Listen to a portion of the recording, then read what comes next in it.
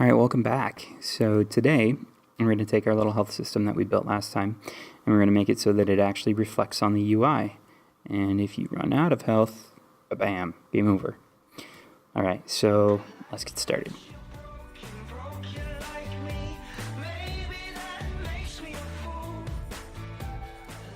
So where we left off, we have our little heart system here, but they don't change when we take damage like they should. So let's fix that. The first thing I want to do, my player health here has a value of 6. I don't think we actually hooked that up to the player movement script. Nope, we did. We super did. I don't think I gave the log any damage to give, though. I did not. So the log's going to give the player 1 damage. Now, if I go into my heart manager script that I made at the end of the last video, I'm going to make another little method here. And this method is going to be a public void. And I'm going to call it update hearts. And what update hearts is going to do is it's going to go through the player's health, check what the value is, and then based on the value of the player's health, it's going to decide what heart containers should be, like what their sprite should be, if they should be full, half full, or empty hearts, which means that we need to make another float value reference up here. So we're going to do a public float value, and we'll call this player current health. And then in our update hearts, I'm going to make a little temporary variable. I'm going to call this integer temp health is equal to player current health dot initial value divided by 2. And the reason I'm dividing by 2 is because I'm wanting to consider half a heart as 1 health point. So if the player has 5 health points, they really have 5 divided by 2, or 2.5 hearts that should be displayed on screen. So I want to store that temporary health value here. Now I want to do like I did before, and I want to loop over all the heart containers. So for int I from 0, I less than heart containers dot initial value I plus plus. So I'm going to loop over all the heart containers, and then I want to compare the player's current health to whichever value in the heart containers that is. So what I mean by that is so what we want to do is we want to see if I is less than or equal to that temporary health, then it's going to be a full heart. So if I less than or equal to temp health, then we're going to do a full heart. Else if I is greater than temp health, we're going to do an empty heart. And otherwise, it's going to be a half full heart. Okay, and oh yeah, this shouldn't be an integer, because if I divide something by 2, unless it's even, it's not guaranteed to be an integer, so this is going to be a float. Alright, cool, so I'm going to save this, and to make it be a full heart, I'm going to do hearts I dot sprite equals full heart. To make it be an empty heart, I'm going to do hearts I dot sprite equals empty heart. And to make it be a half full heart, hearts I dot sprite equals half full heart. Alright, so I'm going to save that. Now, I don't have to hook that method or that script specifically. Oh, okay. Didn't mean to do that. I don't have to hook that script specifically up to the player to make sure it's going to get called. Instead, I already set up the architecture for that, and this is what that signal was for. So if I go to my health holder here, my health holder is already looking for a signal to, or a method to call. And so all I have to do now is tell it that I'm going to, from the heart container object, which is where I just put my heart manager, I'm going to go to the heart manager object, and from there I'm going to go to update hearts. And that means it's going to read from the player's health to see what it is, And based on what it is, we're going to check to see which heart should be active. So let's hit play.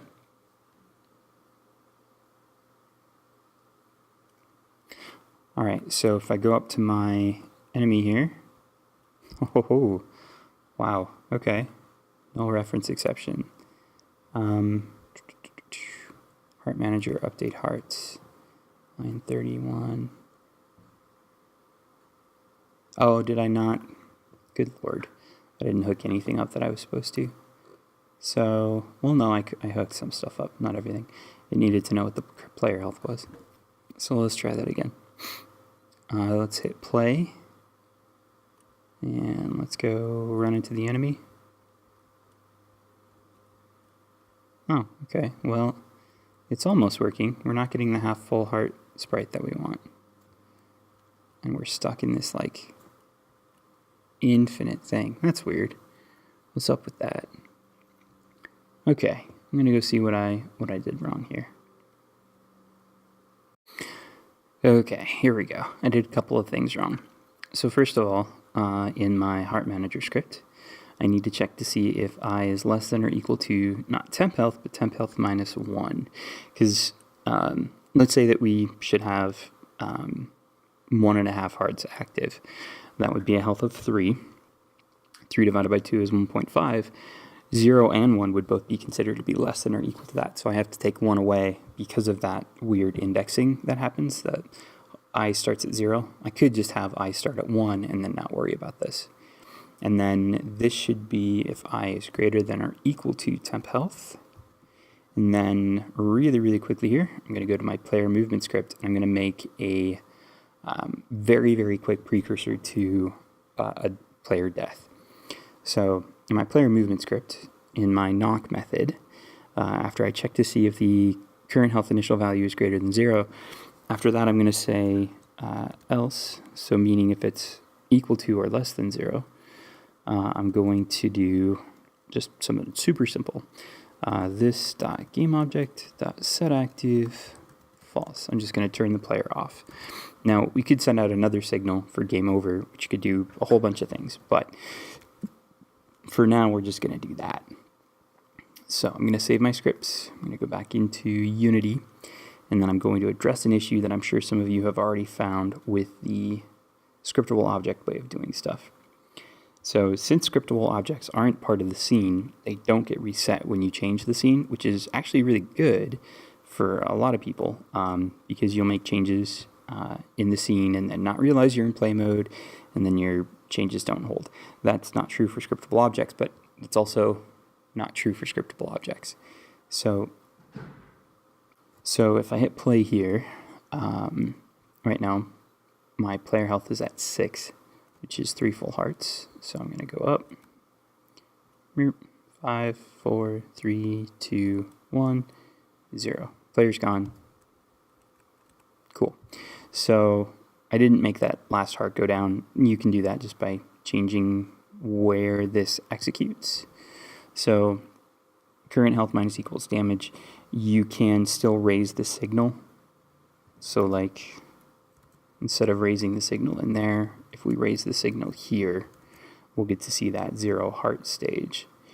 But the problem that a lot of you will notice is that right now our health is 0. That's on a scriptable object that's in memory, not in the scene. So when I go out of play mode, it's going to stay 0. So let's make a quick change to the way that we're doing the float value scriptable object, which is just going to make our life a tiny bit easier. So if we go to our float value here, right now it's inheriting from scriptable objects. I'm going to inherit from something else as well. I'm going to inherit from an I serialization callback receiver, and then that means that I'm going to have 2 methods in here in order for that to work.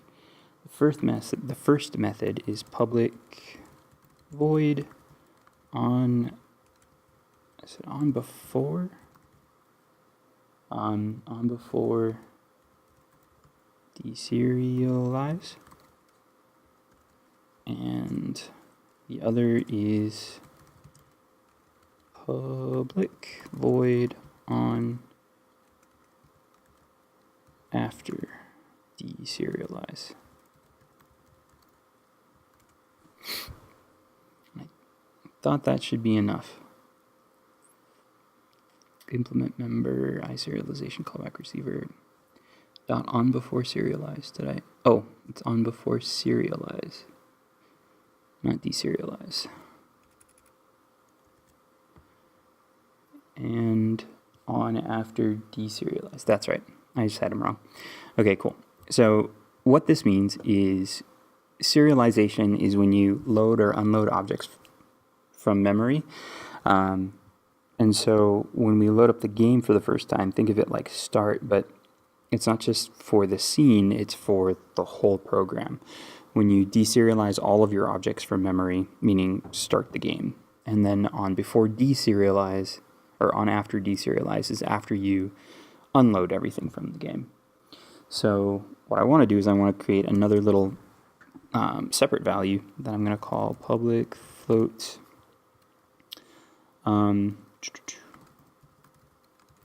runtime value, and I'm going to do something really, really fast here. I'm going to make the runtime value non-serialized, which means it won't appear in the inspector.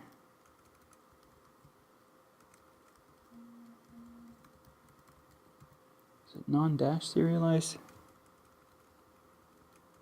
Good Lord. You'd think I would know.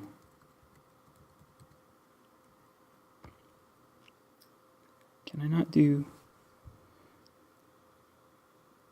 Okay, hold on one second, I'll be right back.